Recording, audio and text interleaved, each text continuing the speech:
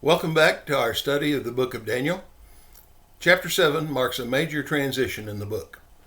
Chapters 1 through 6 document historical events through which God's power and sovereignty in the world were impressed upon Judah's pagan overlords during the time of the Babylonian and Persian exiles. Chapters 7 through 12 are concerned with a series of supernatural visions received by Daniel, which pertain to God's future plans for mankind in general, and the Hebrew people in particular, after these empires have passed into history. Chapters 7 through 12 follow their own chronological sequence, which overlaps that of chapters 1 through 6. The events of the first 6 chapters were played out over a 68-year period, from roughly 606 to 538 BC. Daniel received the visions of chapters 7 through 12 at various times between about 556 and 536 BC. The 4 visions contained in chapters 7 through 12 are in the apocalyptic genre. The term is derived from the Greek word apokalyptein, which means to uncover or to reveal. The name of the book of Revelation in Greek is Apocalypsis. An apocalypse is a literary work which foresees a cosmic cataclysm in which God destroys the ruling powers of evil and raises the righteous to life in an end-time kingdom of righteousness. Definitive characteristics of the apocalyptic genre include symbolic numerology, the association of certain numbers with specific attributes of God, man, or the created order. It also involves graphic imagery. Exaggerated, even bizarre word pictures are employed to dramatize and emphasize the nature and characteristics of principal characters. Daniel's vision here in chapter 7 is self-dated to the first year of the reign of Belshazzar. That would have been about 566. The vision came in a dream, which is a twist of irony, because now Daniel becomes the dreamer instead of the dream interpreter. Except for a brief introduction in verse 1, the entire 7th chapter is written in the first person. And apparently this is Daniel's own handwritten account of what he dreamed and how he felt about it. However, the fact that it is written in Aramaic rather than Hebrew may indicate that this dream account was originally recorded in an official chronicle or some other type of formal document. By way of contrast, chapters 8 to 12 are also written in the first person by Daniel, but in his native language of Hebrew. And these chapters were more likely extracted from Daniel's personal journal or memoirs. So let's begin reading in chapter 7. In the first year of Belshazzar, king of Babylon, Daniel saw a dream and visions in his mind as he lay on his bed. Then he wrote the dream down and related the following summary of it. Daniel said, I was looking in my vision by night, and behold, the 4 winds of heaven were stirring up the great sea, and 4 great beasts were coming up from the sea, different from one another. The first was like a lion, and had the wings of an eagle. I kept looking until its wings were plucked, and it was lifted up from the ground and made to stand on 2 feet like a man. A human mind also was given to it. And behold, another beast, a second one, resembling a bear, and it was raised up on one side, and 3 ribs were in its mouth between its teeth. And thus they said to it, Arise, devour much meat. After this I kept looking, and behold, another one, like a leopard, which had on its back 4 wings of a bird. The beast also had 4 heads, and dominion was given to it.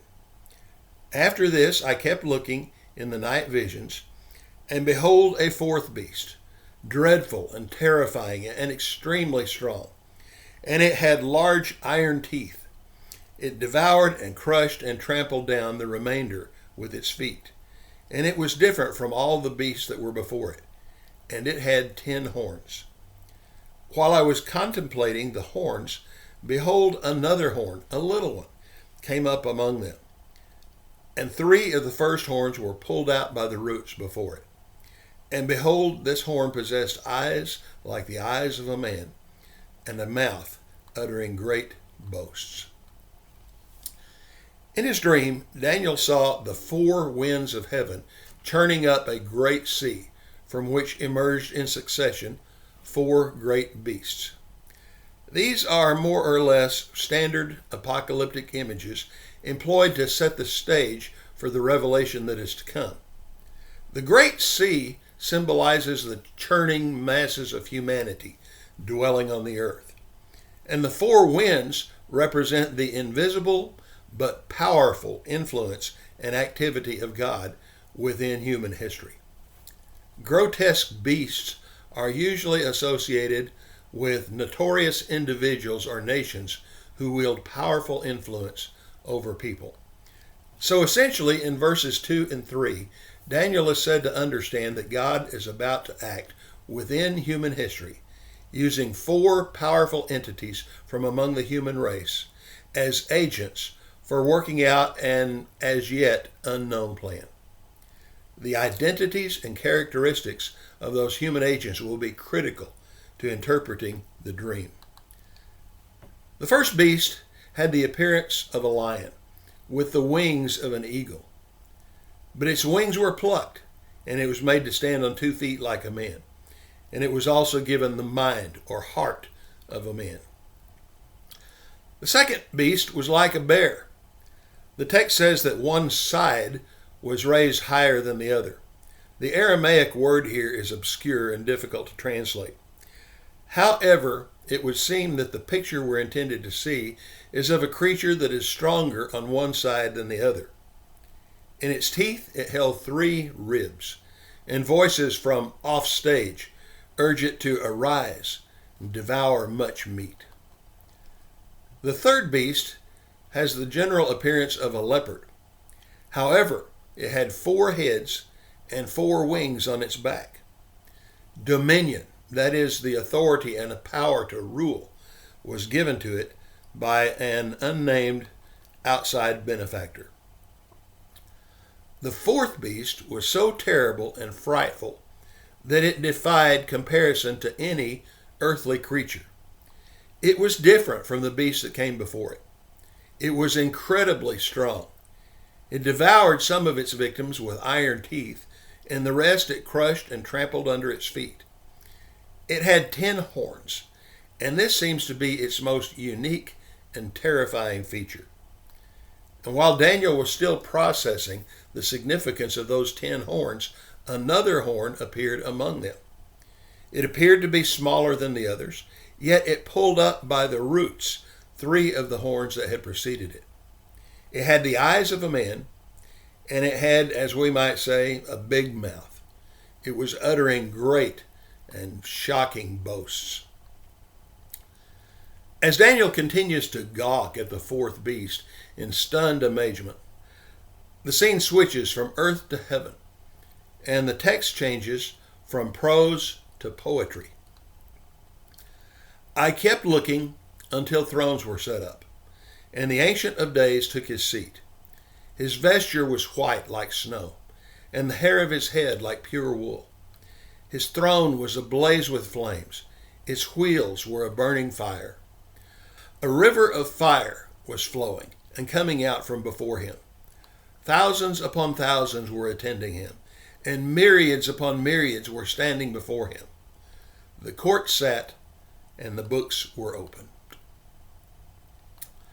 The scene depicts the setting up of a court of law, with the Ancient of Days as the presiding judge. The dazzling whiteness of his hair and his clothing suggests absolute holiness, and it reminds us of the appearance of Jesus at his transfiguration. The fire emitted from his presence symbolizes his righteous judgment, and the wheels of the throne suggest that this judgment will advance unimpeded. We might compare Amos 5 and verse 24 where the prophet said, "Let justice roll on like a river." The river of fire represents the consuming power of his divine wrath. And the hyperbolic multiples of 10, thousands upon thousands, 10,000 times 10,000, stress the magnitude of the proceedings. The entire heavenly host who serve the Ancient of Days serve as legal witnesses. The books which testify to either the innocence or guilt of the accused are open. Then the scene shifts again, back to earth and the fourth beast, and the text switches back to prose. Then I kept looking because of the sound of the boastful words which the horn was speaking. I kept looking until the beast was slain, and his body was destroyed and given to the burning fire. As for the rest of the beasts, their dominion was taken away, but an extension of life was granted to them for an appointed period of time. Daniel is still staring at the fourth beast, mortified by the boastful words spoken by the little horn. However, as he continues to watch, the fourth beast is killed and his body thrown into the blazing river of fire. The parenthetical statement that the other beasts had been allowed to live for a period of time makes it clear that this judgment is meted out only to the fourth beast with the blasphemous little horn.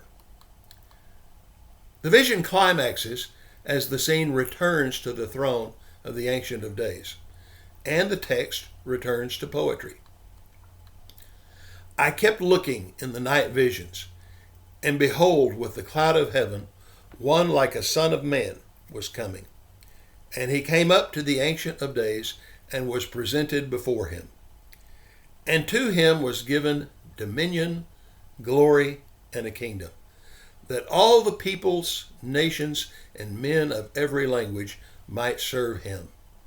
His dominion is an everlasting dominion, which will not pass away, and his kingdom is one which will not be destroyed. Now Daniel sees one like a son of man, a striking contrast to the hideous beast. The operative word here is like. This personage has the appearance of a man, yet he appears on the scene riding on the clouds of heaven, strongly suggesting that he is much more than just a man.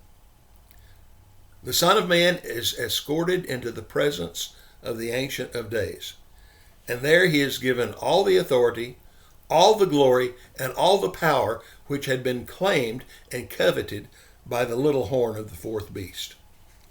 There, all peoples, men and nations of every language, ascribe to the Son of Man the worship that the small horn had demanded for himself. In sharp contrast to the total destruction of the fourth beast, the kingdom of the Son of Man is declared to be everlasting. It will never pass away nor be destroyed. Before moving on to the interpretation of Daniel's dream, let's look at the skillful transitions between prose and poetry in verses 9 to 14. When the text is describing events on earth, it does so in prose. But when the scene switches to the heavenly realm, it's described in poetry. This appears to be a brilliant literary device affirming that every event taking place on earth is under the watchful eye and sovereign control of the Ancient of Days, who reigns supreme from heaven.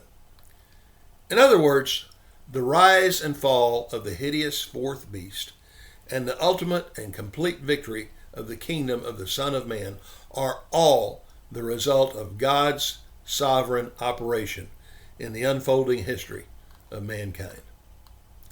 So now let's move on to the interpretation of Daniel's dream. As for me, Daniel, my spirit was distressed within me, and the visions in my mind kept alarming me.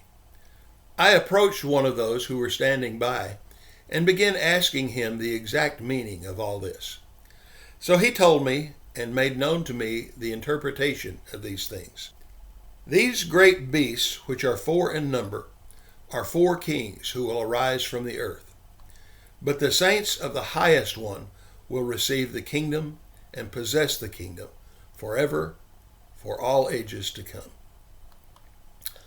Then I desired to know the exact meaning of the fourth beast, which was different from all the others, exceedingly dreadful, with its teeth of iron and its claws of bronze, and which devoured, crushed, and trampled down the remainder with its feet. And the meaning of the 10 horns that were on its head, and the other horn which came up, and before which 3 of them fell, namely that horn which had eyes and a mouth uttering great boasts, and which was larger in appearance than its associates. I kept looking, and that horn was waging war with the saints, and overpowering them, until the Ancient of Days came, and judgment was passed in favor of the saints of the highest one. And the time arrived when the saints took possession of the kingdom. Then he said, the fourth beast will be a fourth kingdom on the earth, which will be different from all other kingdoms, and will devour the whole earth, and tread it down and crush it. As for the 10 horns, out of this kingdom 10 kings will arise, and another will arise after them, and he will be different from the previous ones, and will subdue 3 kings. He will speak out against the Most High, and wear down the saints of the highest one. And he will intend to make alterations in times and in law, and they will be given into his hand for a time, times, and half a time. But the court will sit for judgment, and his dominion will be taken away, annihilated, and destroyed forever. Then the sovereignty, the dominion, and the greatness of all the kingdoms under the whole heaven will be given to the people of the saints of the highest one. His kingdom will be an everlasting kingdom, and all the dominions will serve and obey him. Daniel was understandably disturbed and puzzled about what the vision meant. While still in his dreamlike state, he asked one of those who were standing by, which perhaps is one of those attending the Ancient of Days, the meaning of all he had seen. He was told that the 4 beasts were 4 kingdoms which would rise from the earth. Eventually, the saints of the highest one would receive the kingdom and possess it forever and ever. The vision obviously deals with events far into the future. It is parallel to Nebuchadnezzar's dream of the great image in chapter 2. The first beast represents the Babylonian Empire. The traits of the lion and the eagle suggest the glory, majesty, and regality which characterized Nebuchadnezzar's empire. The debasement and humiliation of the beast does not hark back to Nebuchadnezzar's insanity some 15 years earlier, but rather looks ahead to the humiliating circumstances under which the empire would come to its end, falling virtually without resistance. The second beast is the Medo-Persian Empire. Like a bear, it was slow and lumbering in its advance, but with a voracious appetite for conquest. It devoured its victims whole. The elevation of one side of the beast is an allusion to the preeminence of the Persians over the Medes in the imperial regime. The 3 ribs in the mouth of the beast may simply add to the imagery of the devouring conqueror, but they more likely represent 3 former empire status nations which were conquered by the Persian behemoth. That would be Babylon, Egypt, and the kingdom of Lydia in Asia Minor, which is modern Turkey. The command to get up and eat your fill of flesh emphasizes the fact that this empire derives its power and authority from a higher power and a superior authority. The third beast symbolizes the Greek empires of Alexander the Great and his successors. As opposed to the slow but steady Persian bear, The image of a four-winged leopard suggests the amazing speed with which Alexander stretched his domain from the Aegean Sea to the frontier of India before his premature death at the age of 33. The four heads are four of Alexander's generals: Ptolemy, Seleucus, Lysimachus, and Cassander, who divided his conquests after his death and established four distinct kingdoms in Egypt, Syro-Mesopotamia, Asia Minor, and the Greek homeland, respectively. Again, this Hellenistic beast authority was delegated by the one who rightfully possesses it. The four wings of the leopard would have been useless had they not been borne aloft by the four winds of heaven. The fourth beast represents the Roman Empire. Daniel was particularly interested in the nature of the fourth beast. In asking about it, he gives more detail about what this beast with his little horn was doing in the vision as he saw it. The seemingly insignificant little horn turned out to be more frightening and imposing than all the others. It waged war against the saints and gained the upper hand over them. They were persecuted and overpowered by the power of the horn. However, when the Ancient of Days pronounced judgment against the fourth beast and its horns, the saints were delivered, and possession of the kingdom passed to them. The one to whom Daniel was speaking explained that this fourth beast was a fourth kingdom, which would appear and devour the whole earth. The 10 horns of the fourth beast represented 10 kings who would come from this kingdom. Some believe these 10 kings to be a symbol of the total power and authority exercised by Rome over its conquered nations and people. Others, however, identify them with the 10 Roman emperors who ruled from the time of the birth of Jesus until the fall of Jerusalem. Those would be Augustus, Tiberius, Caligula, Claudius, Nero, Galba, Otho, Vitellius, Vespasian, and Titus, although technically Titus was not yet emperor when Jerusalem was destroyed in AD 70. But this little horn would rise up after the 10, subduing 3 of them. He would be a blasphemer of the highest order, speaking against the Most High and persecuting his saints. And in trying to make alterations in times and in law, he would exalt himself to the very place of God. There are differing opinions on how the little horn should be interpreted. One view sees it as the state religion of Rome, which arose during the 1st century and revered the emperors of God after their deaths. Another identifies the little horn with Domitian, the 11th emperor, who was the first to make persecution of the Christians an official and universal policy of the empire, and the first, besides the clearly insane Caligula, to take his deity seriously and actually demand worship of himself as a god during his own lifetime. In this way, he was different from the previous ones. On the whole, the description of the little horn fits the actions and character of the Emperor Domitian to a T, and the second of the interpretations presented here seems to have more to commend it. Now, the identity of the 3 horns which were uprooted and subdued by the little horn is a problem for me. And I'm apparently in good company because it seems to be problematic for most commentators. I am not aware of any significant historical events that would correspond to 3 kingdoms falling before Domitian. So the best I can do is to say, I don't know, and move on. The saints would be handed over to the little horn for a time, times, and a half time.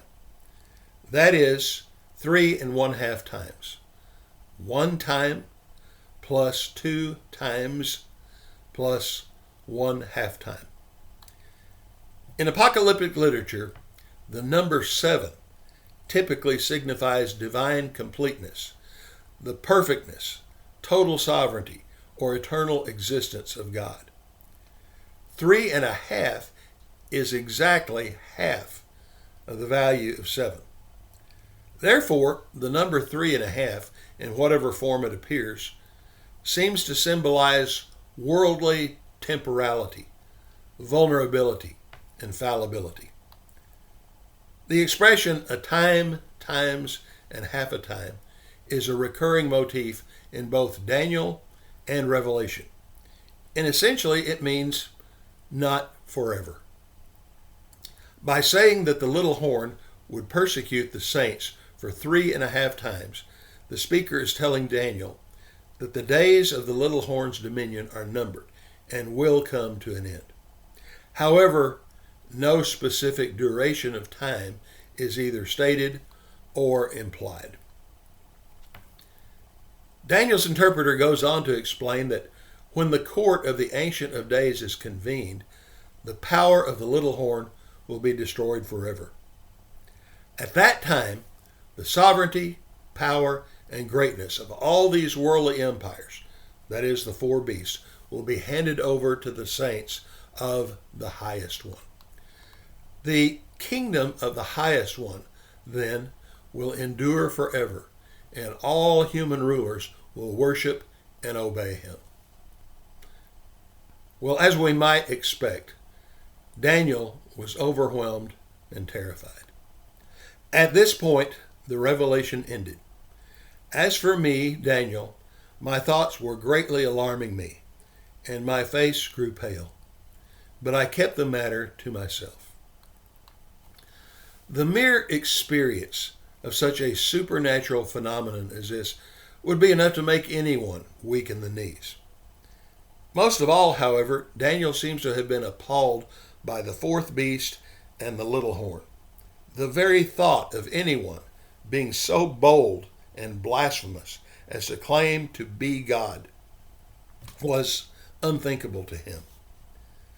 As bad as things were in his own time, Daniel now knew that they would get much worse before they got better, and that dangerous times lay ahead for God's faithful ones.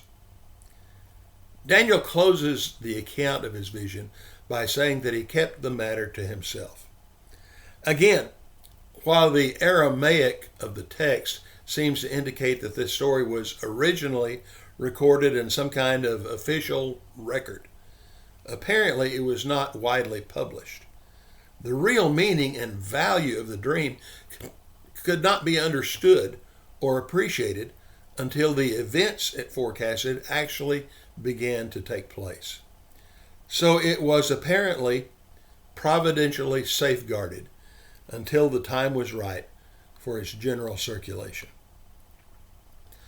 With the benefit of hindsight, we can see the rise and fall of these successive empires as God's preparation of mankind for the coming of Christ and the establishment of the church on earth. The heavy emphasis on the 4th beast, the Roman Empire, provides a detailed account of the times in which Jesus would live and the gospel would be proclaimed. It's significant to notice that Son of Man was the title that Jesus most commonly applied to himself. This is concrete evidence that Jesus saw himself as the fulfillment of the heavenly being who would destroy the 4th beast and establish the everlasting kingdom of the saints of God. The message of this vision, as well as those to follow in the book of Daniel, would be much more meaningful to the people who actually experienced its fulfillment many hundreds of years into the future than it would be to Daniel and his contemporaries. That's why Daniel, perplexed and confused as he was, kept the matter to myself. Later in this study, we'll take a deeper look into the apparent sealing up of the prophetic contents of Daniel's visions until a more opportune time for revealing them. In our next lesson, we will look at another of Daniel's visions that focuses in more closely on one of the beasts that was introduced here in chapter 7. You will reign forever. You will reign forever.